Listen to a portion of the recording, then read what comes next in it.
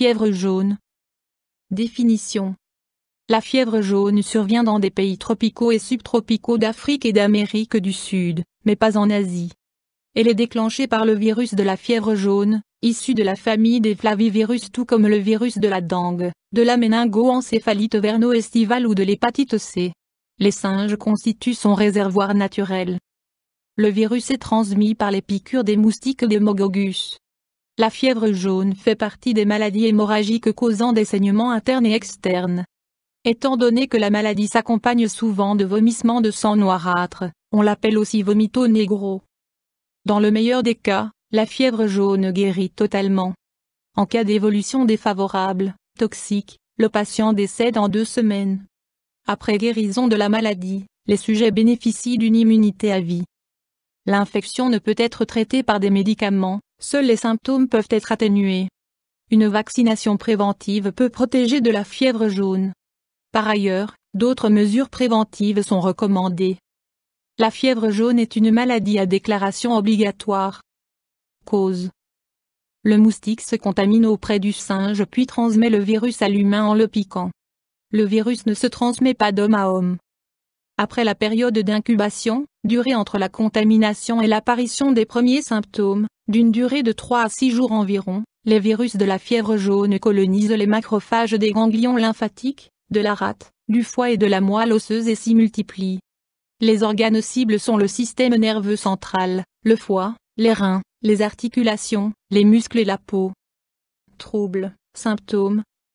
Il est primordial que toute fièvre survenant après un voyage soit prise en charge par un médecin. La fièvre jaune évolue selon des degrés de gravité différents. Au début de l'infection par le virus de la fièvre jaune, des symptômes similaires à ceux de la grippe surviennent, fièvre, frissons, céphalée et douleurs au niveau des membres, ralentissement du rythme cardiaque, nausées et vomissements, parfois sanglants. Évolution.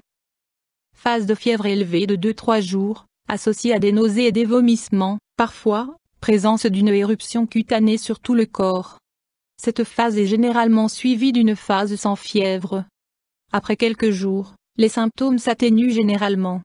Dans près de 15% des cas, la maladie se ravive lors d'une seconde phase toxique, entraînant une défaillance du foie et des reins qui se manifeste par les symptômes suivants. Nouvelle augmentation de la fièvre.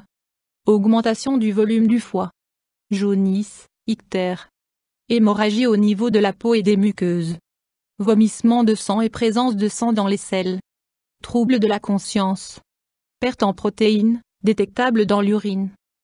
Examen, diagnostic. Anamnèse avec prise en compte des symptômes. En cas de voyage antérieur dans une région tropicale ou subtropicale, il est nécessaire d'en informer le médecin. Examen physique. Identification de l'agent pathogène dans le sang, dans les 5 premiers jours. Ensuite, mise en évidence des anticorps. Options thérapeutiques. Il n'existe pas de traitement spécifique contre ce virus. Néanmoins, le patient doit être traité et surveillé à l'hôpital. Dans ce cadre, la diminution de la fièvre ainsi que le maintien de la fonction des organes, système cardiovasculaire, respiration, foie, reins, sont au premier plan. Complications possibles. Alors que certains sujets sont quasiment asymptomatiques, d'autres présentent des signes mettant leur vie en danger, voire phase toxique. Dans ces cas graves, près de la moitié des patients décèdent. Environ 10-25% des cas de fièvre jaune conduisent au décès du sujet. Mesures préventives. Le vaccin actuel contre la fièvre jaune est efficace et bien toléré. Il est conseillé à tous les voyageurs se rendant dans les zones à risque. Les enfants de moins de 6 mois ne doivent pas être vaccinés.